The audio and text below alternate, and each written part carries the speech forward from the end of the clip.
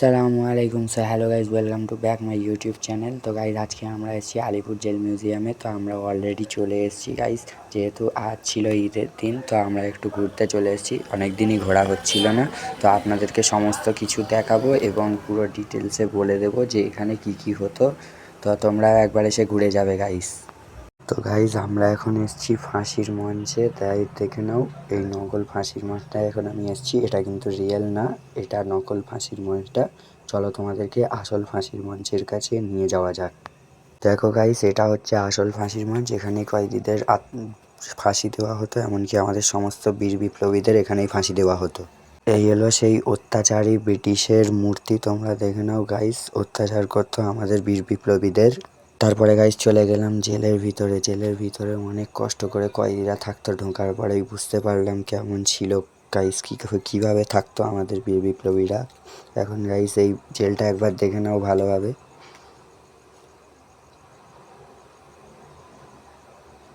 Guys চলে গেলাম আমাদের দীনেশ গুপ্তর জেলখানায়, দেখে নাও দীনেশ গুপ্তর মূর্তি এখানটায় দাঁড়িয়ে আছে।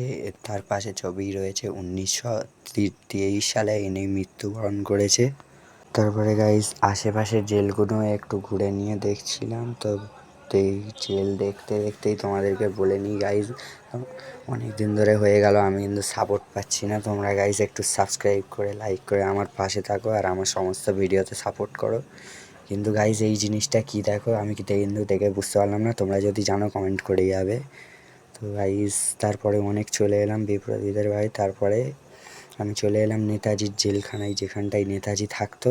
দেখে নাও নেতাজির সামনে ফুল সাজানো রয়েছে, এই জেলে নেতাজি কিন্তু থাকতো।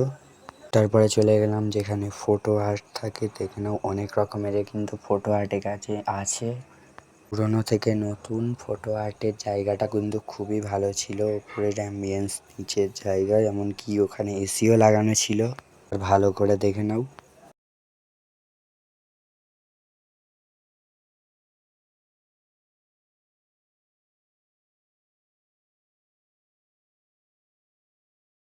তারপরে গাইজ হাঁটতে হাঁটতে চলে গেলাম, গিয়ে দেখলাম একটি ব্রিটিশ আমাদের কয়েদিকে কেমন করছে। তাই আমারও দেখে খুব খারাপ লাগলো। তাই আমি তারপরে চলে গেলাম কিছু কয়েদির কাছে যারা কাজ করছিল। তাই ওদেরকে বেশি ডিস্টার্ব না করে আমরা চলে এলাম একটু এই সাইডে। এসব কি আমি জানি না, এগুলো কি তোমরা একটু কমেন্টে বলে যাবে।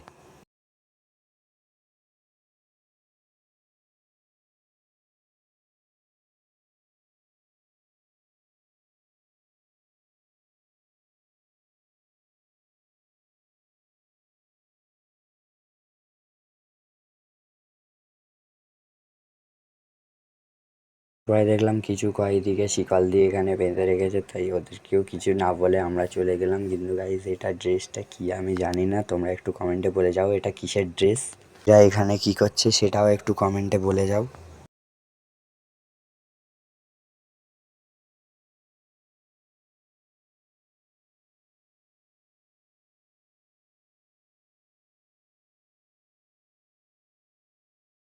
তারপরে চলে গেলাম কাজী নজরুল ইসলামের কাছে, গিয়ে দেখলাম উনি লিখছে, ওনার হাতের লেখা খুবই সুন্দর ছিল। তো ওনাকেও বেশি ডিস্টার্ব না করে চলে গেলাম আমরা একটু এদিকে, তোমরা দেখে নাও। গাইজ আমি চলে এলাম আমার সাইজের বিপ্লবীকে খুঁজতে। তাই আমি এখানটায় করে দাঁড়িয়ে গেলাম, দেখি কীরকম দেয়, তোমরাও দেখতে থাকো।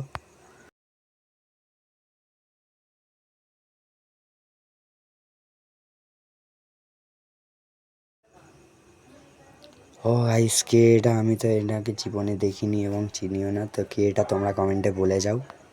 তো তারপরে আমার বন্ধুরটাও দেখলাম, দেখি কীরকম দেয়। ও হেভি দিয়েছে, হেভি লাগছে, পুরো ওর মতনই দেখতে অনেকটা, তোমরা দেখে নাও। তারপরে চলে গেলাম যেখানে ব্রিটিশ আমলের সমস্ত কিছু ডিটেলস দেখাতো, অর্থাৎ সিনেমা হলের মতো। তোমরা দেখতে পারো এখানে অনেক কিছু দিয়েছে, তোমরা একবার এসে এখানে ঘুরে যাবে গাইস। Alipur jail museum. তো এখানে আমি একটু ঘোরা চালু করে দিলাম। কেন জানি না আমার এরকমটা অনেক ভালো লাগে যে নিজেরই ভিডিও করতে করতে অনেকটা হাঁটাচলা করবো। তাই আমি অনেক হাঁটাচলা করছিলাম, তোমরা দেখো গাইস ভালো লাগছে কি। আমার বন্ধুরা বলছে অনেক পাগলামো করছি।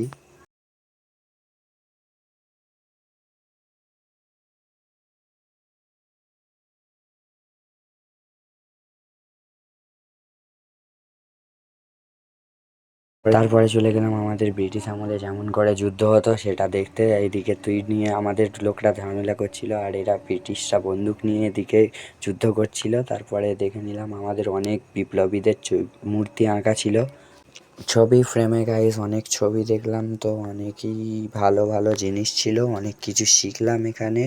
অবশ্যই এসে একবার এইসব জায়গা থেকে ঘুরে যাবে। ফটোর ফ্রেম তো আমি অনেককেই দেখছিলাম, কিন্তু আমি এদের কাউকে চিনতে পারছিলাম না। গাইস তোমরা যদি চেনো আমাকে একটু কমেন্টে বলে যাবে।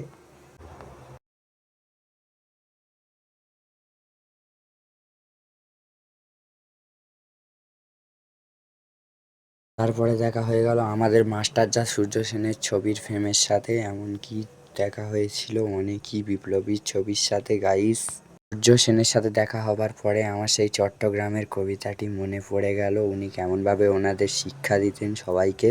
কিন্তু গাইস এই তিনজন কারা যারা দাঁড়িয়ে আছে, আমার তো দেখে মনে হলো কোর্টের উকিল হবে। তো গাইস তখন কি কোর্টের উকিল ছিল?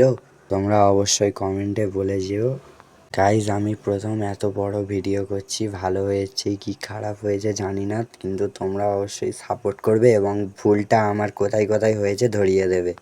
অনেক বিপ্লবীর সাথেই তো দেখা হলো, তারপরে মহাত্মা গান্ধীর সাথেও আমার দেখা হলো, কিন্তু অনেক জোর খিদে পেয়েছিল তাই চলে গেলাম খেতে। গাইজ এখানে আমরা এসে রোল খেলাম, রোলের দাম ছিল 40 টাকা। এগ রোল ভালোই টেস্ট ছিল, খাওয়ার পরে আমার পেট ভরে গেল। কিন্তু গাইজ এটা কি হলো, আমাদের খাওয়া দাওয়া শেষ হতেই এখানে ঝড় স্টার্ট হয়ে গেল, বৃষ্টি আসতে চলেছে। গাইস দেখে নাও বৃষ্টি প্রায় এসেই গিয়েছে। অনেক গরম পড়েছে, যে বৃষ্টিটা হয়েছে অনেক ভালো হয়েছে। যখন ঘুরতে বেরিয়েছি বৃষ্টি হলে আমার অনেক ভালো লাগে, এমনকি অনেক এনজয় হয়। এখানে আমার বন্ধুরা দেখো কি করছে, আম গাছ থেকে পড়ছে আর ওরা এনে এখানে রেখে দিচ্ছে। দেখতে অনেক জোরে বৃষ্টি চলে এলো, তো আমরা আরো বেশি মজা করতে লাগলাম। দেখো আমি এখন নেমে ভিজছি, তাই তারপরে উপরে উঠে এলাম। তারপরে অনেক জোরে বৃষ্টি এসে গিয়েছে, তোমরা এখানে দেখতেই পাচ্ছ। ঘোরাঘুরি করছি আর ঝড় হচ্ছে, পুরো ভিজে গিয়েছি ভেতরে থেকেও।